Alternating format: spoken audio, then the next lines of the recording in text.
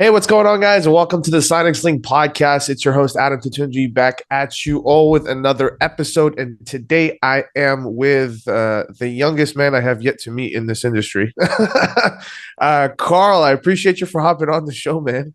Yeah, you're welcome. Happy to be Uh, here. so, Carl, you are the director of IT for an accounting firm out in Minnesota, preferably named Abdo. I just asked you how to say that. It's a pretty interesting name. Where did that come from? Do you know the origin of it? Yeah, so it's formed by a guy by the name of Joe Abdo, who founded the firm in 1963. And it's been one of the names on the office for basically since its inception. There was a time where we were called Abdo, Eck and Myers, but now it's just Abdo. And today we still have two of his sons are directly related with the firm, and one of his grandchildren is also related to the firm now as well. So that's where the name comes from. Oh, very cool. Okay, so it's like a family name. Mhm. Nice. All right. So, Carl, tell us a little bit about yourself, your background, expertise. I say one of the youngest people in the industry that I've met because for somebody who has your role, usually you see them in their 40s, 50s plus. Sure. So, Um, what's the yeah, secret, man? Well, I don't know if I can say that there's a secret because the secret, I think, is the secret regardless of where you are, which is that knowing the right people, making the right connections, making the right impressions, and showing up and putting out what you need to put out, right? I Yeah. don't think there's any real magic secret beyond just doing those things, really. My background has been working in the IT professional space for just shy of 10 years now, predominantly with accounting firms. I've done some stuff with law firms and I've done some stuff in higher education because that's where I first started out was a student IT job. My background really has been in terminal server management stuff. So specifically, I started off in Citrix environments, uh, predominantly only working with accounting firms for a hosting company that specialized just in hosting accounting firms specifically. And so I was there for about 4 years before one of the clients asked me to come and join their firm and lead their IT infrastructure and get everything kind of going from them because they had never had in-house IT before. And so that's really the super quick, like 8 second, background story for me. Really, my expertise really is in PowerShell automation, VDI, internal server management, and Azure is where I've really specialized in the last couple of years, especially. So, what have you noticed be the biggest difference in like managing an entire infrastructure versus like, let's say somebody who's from like, just starting up, help desk support, sort of stuff like that? What's the biggest shift that you had to get into walking into this role? I think the biggest shift really is you go beyond how do I fix a problem to understanding why is there a problem in the first place. And you have to be able to start to talk to business leaders or owners and understand kind of where they're coming from. Because, I also kind of describe this as the distinct differentiator between a sysadmin and a senior sysadmin is like, the sysadmin understands what all the systems do. The senior sysadmin understands why they all do the things they do. And so that also applies to management positions in infrastructure in IT as well as not just what systems do we have, but why do we have them? Why are they essential? What do they provide the firm? What is the value they add? And what is the business case for them as opposed to just, how can I make the bells and whistles click in the right way? I see. And so, in the accounting world, what do you notice be the biggest challenges companies like yours tend to face when it comes to cybersecurity? Yeah. There's a couple challenges, and I think a lot of it varies from firm size to firm size and what the firm is specializing in for their work they're doing. But generally speaking, all of them have the same problem. And that is kind of, I don't know if technology inflation is the right word for this, but maybe over-diversification is maybe the way I describe it. Because like a typical like law firm has maybe 5 or 6 applications that they work with. They got Microsoft, Office, they got whatever their email provider is, and maybe some kind of time management and billing software. Um, Other businesses also tend to have maybe 5 or 6 kind of applications. Again, it's their, word processing or office platform, where they used to keep track of, headcount and where they used to keep track of, the financials.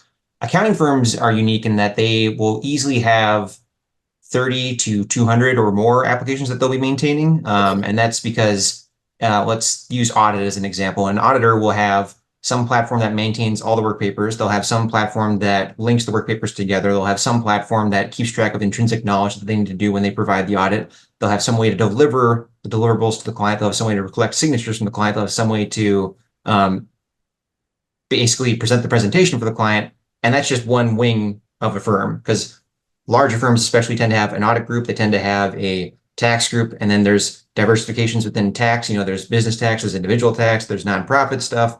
Each of those have different kind of facets of specialization you have to do. And consequently, they also tend to also have different applications that help with those specialties. So I'd say the biggest challenge, one of the biggest challenges, it may not the biggest, but one of the biggest challenges has been a lot of firms will have this kind of segmented all over the place kind of tech stack, if you will, and tracking it and making sure that it's all properly managed and understood is kind of, I say, one of the biggest problems, especially for like people who are not used to the industry, who come into it kind of out of like a different industry like law. And so, and there are challenge there too, is a lot of these apps are now, SaaS apps. So anyone who's got a credit card can go out and sign up for it. And so sometimes you have this issue where you have this whole layer of this whole service area that you need to maintain and protect, but maybe IT doesn't even know about it because one partner went off and bought it themselves and didn't tell the rest of the firm that they had this. So, So it's like sitting um, on their yeah, device. so it's kind of like the shadow IT problem is maybe another problem that kind of comes up for accounting firms specifically. Interesting. And so what's the mindset difference between somebody who's managing a tech stack of like 10, 15 applications versus like 50 to 200, like you said? That's crazy. That's a lot. Generally speaking, the mindset really comes down to what is the firm looking to do? Because and again, there's like, it all depends on what the services that the firm is providing kind of drives how many different applications that they kind of have in-house that they work with too. So having a process that defines what does the software selection process look like? What is the kind of pruning of which ones do you still have in the system that maybe you don't even use anymore, but we're still paying the renewal because no one else knows why we're paying the renewal. It's having that kind of mindset of constantly evaluating what we have versus what do we want to have and what do we no longer need. Mm. So, and then like with emerging technologies like AI and stuff like that, how have you seen the world that you're in adapt and change? Yeah. So AI has been part of the CPA world for some time in some capacity. Maybe they didn't know about it. So whether it be, AV solutions that were using machine learning for like CrowdStrike or Sentinel-1, that's been around for a while. But the real change in the last kind of 2 or 3 years has been the generative AI LLM models like OpenAI's ChatGPT or, Gemini, which used to be called Bard. I prefer the Bard name personally, but that's whatever. The biggest challenge that has been presented for accounting firms to deal with has been kind of twofold. One of them is being able to prove that it's not, hallucinating with information it might provide you with. And the bigger one that a lot of firms have grappled with is the data leakage concern. So, we deal with very sensitive information. We have social security numbers, we have tax filing numbers, we have bank records, we have a lot of stuff that we're touching here, right? And how do you secure that approach for a standard accountant or a manager who wants to maybe leverage these technologies, but you have this concern of whatever we put into the machine, does it, retain that for training later down the road? And so a big concern for a lot of firms has been, do we block ChatGPT, for example, or do we put out administrative guidelines or policies or, best practices for people to work with? The approach that I pushed our firm to do was we can't remove it without providing an alternative for them to work with as much as best as possible. So we were unique and we were kind of an early adopter of Azure OpenAI because that allowed us to give them Gen AI tools, maybe not quite all the bells and whistles of like, the plugins or integrations you can get with ChatGPT, but it still is GPT 3.5, but you have the Microsoft blanket of whatever you put in here is your data. It stays within your Azure subscription. It's not used for training OpenAI. It's not used for training any models. It's purely within your Azure subscription. So I'd say that was kind of one of the bigger problems initially was what do we do with the privacy and security concern for people using these tools? I think where we're kind of getting to now is we kind of addressed that problem with both Azure OpenAI and also now Microsoft has their Copilot offering or the Copilot for the web, which they used to call Bing Enterprise. I think that still got that name in a couple places, but the idea of your data is your data. It's not used for training these machine learning models or these generative AI models with sensitive information. That was the first hurdle. The second hurdle the industry is really facing with AI has been what is an actual practical use case for this stuff? I think everyone's like, ooh, AI this, but where can we actually use it for? And I think that's been kind of the, phase 2 approach of what is the challenge that AI presents for the industry for accounting firms. How does someone like you stay up to date with all these new technologies and strategies on how to maneuver around them? Because like for someone, who's just kind of getting themselves into, let's say, a new environment and they face up challenges like you're mentioning right now with ChatGPT, et cetera. What's like your go-to resource? I have a couple.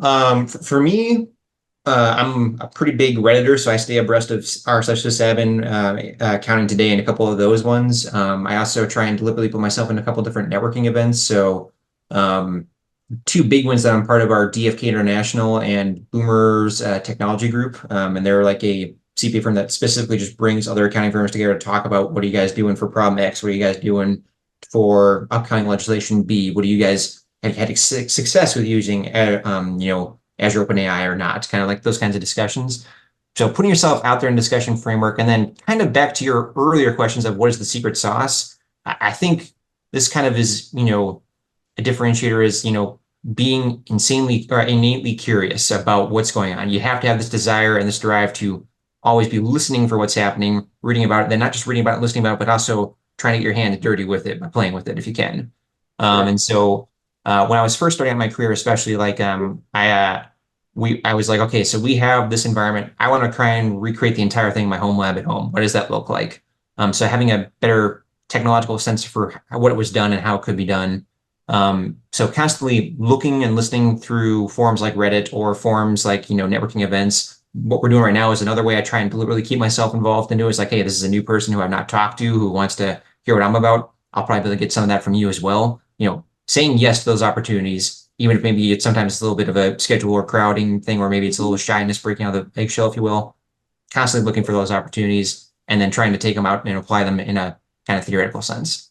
So how do you tend to kind of balance the aspect of making sure you're secure and a part of this emerging technology, but also not pissing off your end users? Oh, sure, sure. Yeah, Chat GPT is a the cool tool. constant give and take of security, of convenience versus security, kind of, or the cool stuff versus don't touch the thing that's got the pointy edge. You don't know what it does yet. Yeah, yeah. Yeah. Um, I'd say the single biggest piece of this that a lot of information security professionals lose sight of is this is not an IT problem. This is a business problem. And so making sure that whenever there's a cool new thing that you want to play with, making sure you have your business owners appraised of what are the risks that are inherent with this, talking and having a frank conversation with them about it. So they're the ones who are making the decision. You're the ones providing maybe the recommendation for it, but making sure you never fall into the trap of, oh, this is an information security risk, therefore it's IT's problem. No, no, no, no, no, no. IT is maybe going to be helping with the guardrails for it. IT maybe will do something with the research for what the risks are, but this is not their problem to make necessarily the call on, so to speak. They can provide a strong recommendation for it, but making sure that you always have that kind of line of communication with the business owner.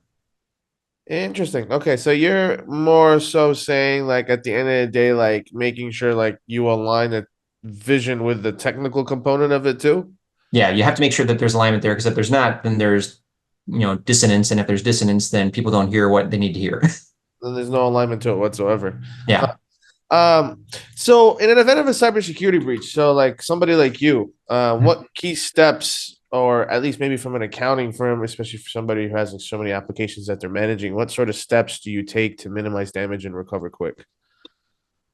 It depends on what kind of breach we're talking about. And this is kind of the fun part of, my prior life was, working at a CSP for, 300 plus firms at the time, right? And so a breach was, a dime a dozen. We probably had one every 2 weeks kind of thing to deal with. And usually there were small things like, Susan clicked on the wrong email link and all of a sudden her email's sending out bad stuff.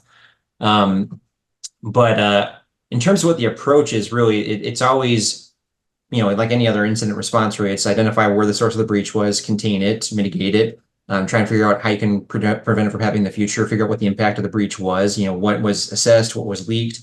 I'd say with accounting firms where this becomes a big problem is if you get to the point where there was access to information that was very sensitive that requires you to disclose to the public or disclose to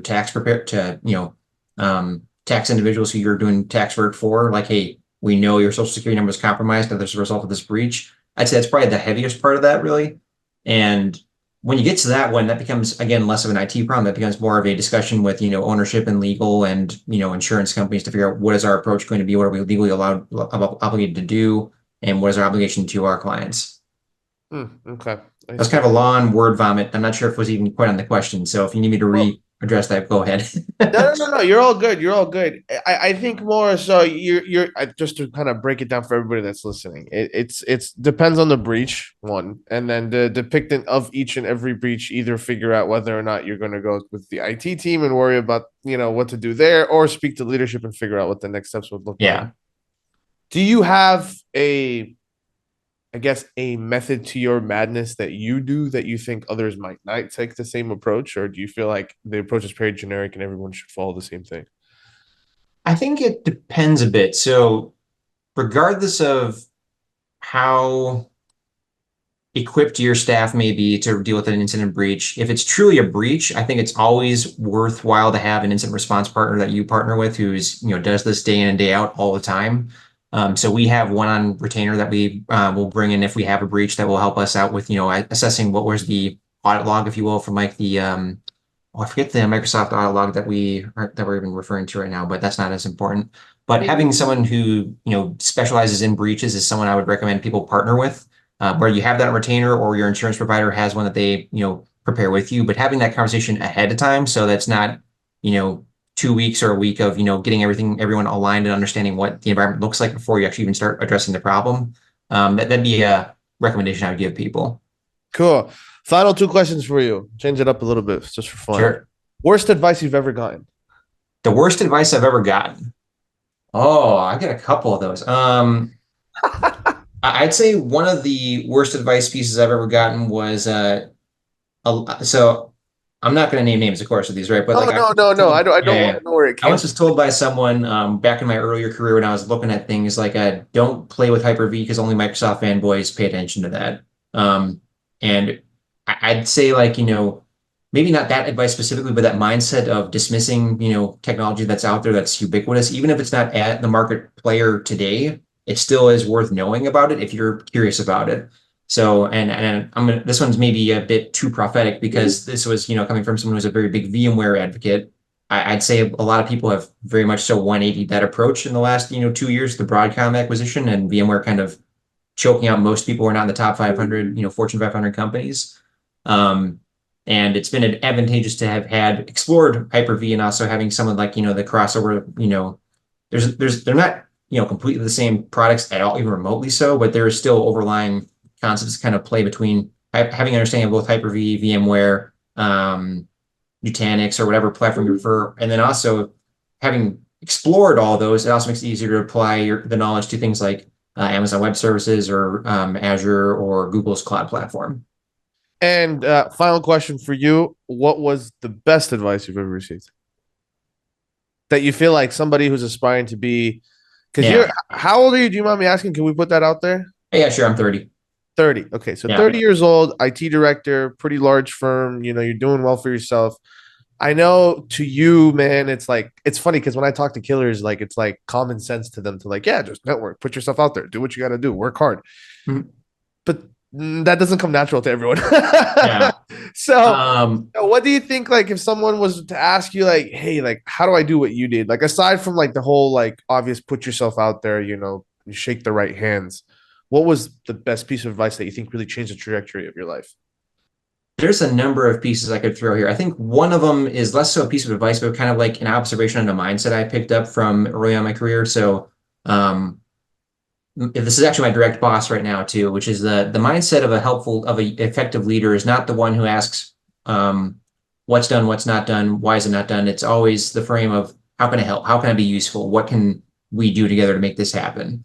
Um, and so I would say like this is not necessarily a line that anyone told me. What is the piece of advice I was given? But this is an observation I would tell people, which is that if you're looking to get into leadership positions, look for ways to make yourself useful, look for ways to understand what the problem is, look for ways to um, be a problem solver versus a timeline, fanatic. I see. So it seems to me you're very proactive about putting yourself on purpose in areas where it like, either puts you in a place where it's uncomfortable and you need to learn something new and you need to grow, or you're in a place where like you're always learning. You're not Yeah. necessarily, you go ahead. Yeah, and I'll be maybe a little self-promoting by using this line, but like a line I told someone once upon a time about 2 years ago is that the day you stop asking questions is the day you stop growing. The day you tell yourself, I shouldn't ask this question, I should know this, is the day you're preventing yourself from growing. It's always okay to ask questions. You should be looking for questions because if you're looking for questions, you're continuing to evolve yourself.